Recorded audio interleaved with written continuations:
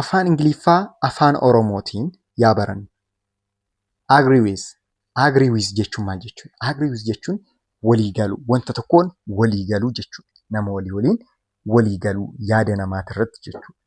Fakkeenyaaf I agree with you completely. Nama tokkoon yaada isaatiin guutumaan guututti yoo walii galtan kan ta'e maal jechuu ni dandeessanii jechuudha.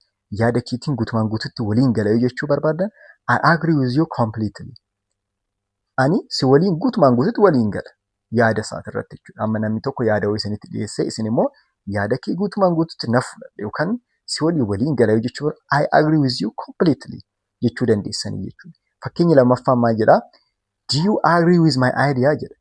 Do you agree with my idea? Yaada koon walii galtaa? Yaada koon walii galtaa? Do you agree with my idea? Idea jechuun yaada miti ree? Agree jechuun immoo walii galuu jechuudha. Kanuma akka irraa fayyadamtan abdiin qabaa. Follow, like, share gochuun irraanfatamuu jechuudha. Nagaanaaf ta'a.